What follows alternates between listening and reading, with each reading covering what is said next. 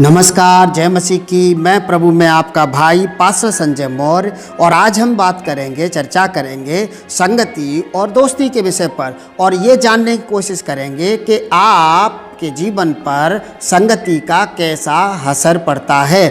और मैं पढ़ना चाहूँगा उत्पत्ति 12 अध्याय 1 आयत से 2 आयत। वहाँ लिखा, यहोवा ने अब्राम से कहा, अपने देश और अपने कुटुंबियों और अपने पिता के घर को छोड़कर उस देश में चला जा जो मैं तुझे दिखाऊंगा।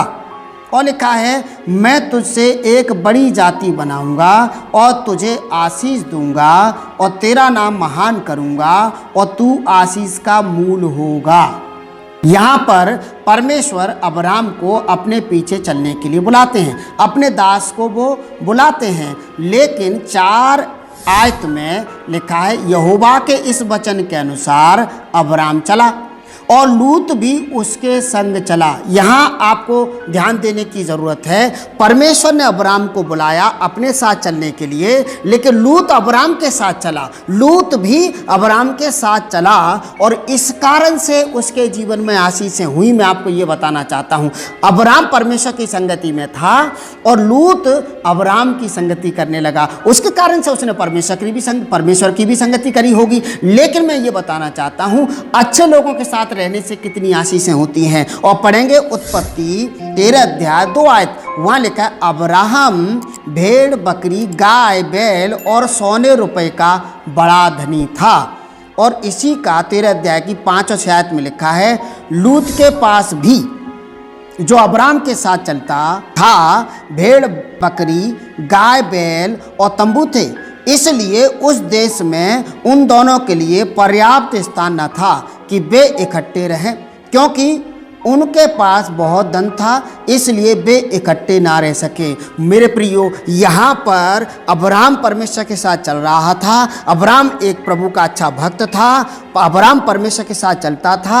अब्राम के साथ लूत चला और लिखा है कि जितना आशीषित अब्राम हुआ उतना ही आशीषित लूत भी हुआ। और इतनी आशीषें इनको मिली कि एक जगह में, एक देश में, एक गांव में रहने के लिए इनके पास जगह पर्याप्त ना बची, क्योंकि इनके पास बहुत ज़्यादा धन था, इनके पास बहुत ज़्यादा पशु थे। इस कारण से ये अलग अलग दिशाओं में रहने के लिए चले गए। और पढ़ना चाहता हूँ उत्पत्ति 30 अध्याय उसकी 27 आयत।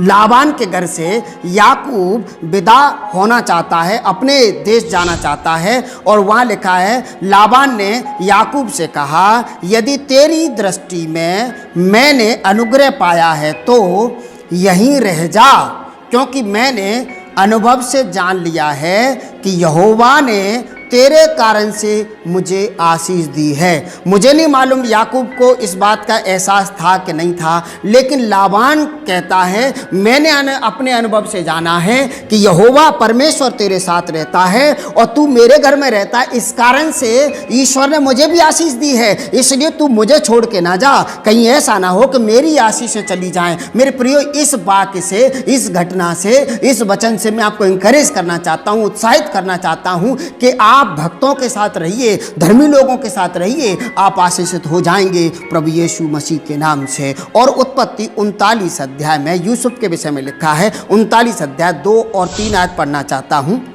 यूसुफ अपने मिस्री स्वामी के घर में रहता था और यहोवा उसके संग था, इसलिए वह भाग्यवान पुरुष हो गया।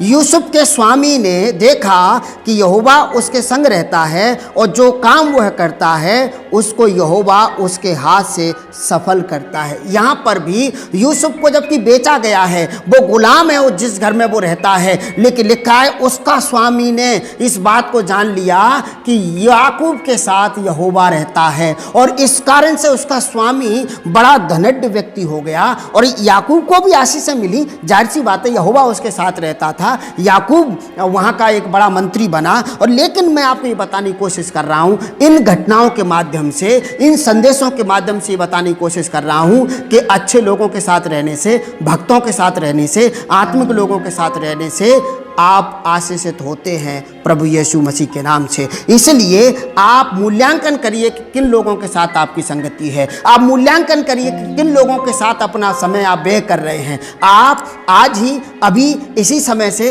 अपनी संगति को बदलिए, अच्छे लोगों के साथ उठना बैठना शुरू करिए और पवित्र लोगों और प्रार्थना करने वाले लोगों के साथ, जो लोग ईश्वर के साथ रहते हैं या जिन लोगों के साथ ईश्वर रहता है उनके साथ बैठना उठना शुरू करिए। आपके जीवन पर आशीष होगी प्रभु यीशु मसीह के नाम से, और उनकी आशीषें आपको मिलेंगी। आप जैसे लोगों के साथ रहते हैं आप वैसे ही बनते हैं। तो जिसके साथ आप रह रहे हैं आप देखिए वो कैसा है, और वो जैसा है वैसे ही आप भी बन जाएंगे आने वाले दिनों में, या फिर आप बन चुके हैं। और इसलिए मूल्यांकन करिए अपनी संगति का, और परमेश्वर के लोगों के साथ, अच्छे लोगों के साथ, पवित्र लोगों के साथ, बुद्धिमान लोगों के साथ आप रहिए। आपके जीवन पर आशीष होगी। और आपके लिए पढ़ के सुनाना चाहता हूँ दूसरा राजा 2 अध्याय 9 आयत। तो वहाँ लिखा है, उसके पार पहुँचने पर एलिया ने एलीशा से कहा, इससे पहले कि मैं तेरे पास से उठा लिया जाऊं, जो कुछ तू चाहे कि मैं तेरे लिए करूं वह मांग। एलीशा ने कहा, तुझ में जो आत्मा है उसका दूना भाग मुझे मिल जाए। हालेलुया।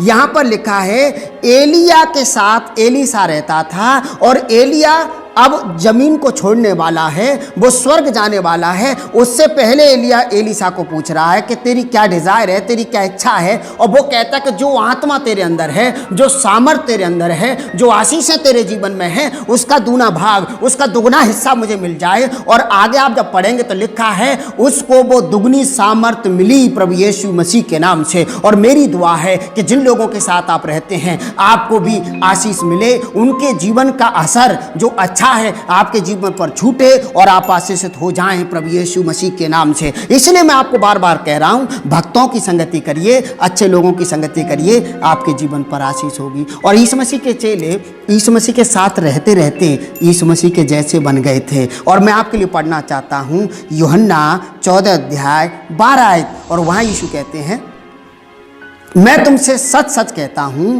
कि जो मुझ पर विश्वास रखता है ये काम जो मैं करता हूं वह भी करेगा, वरन इनसे भी बड़े बड़े काम करेगा।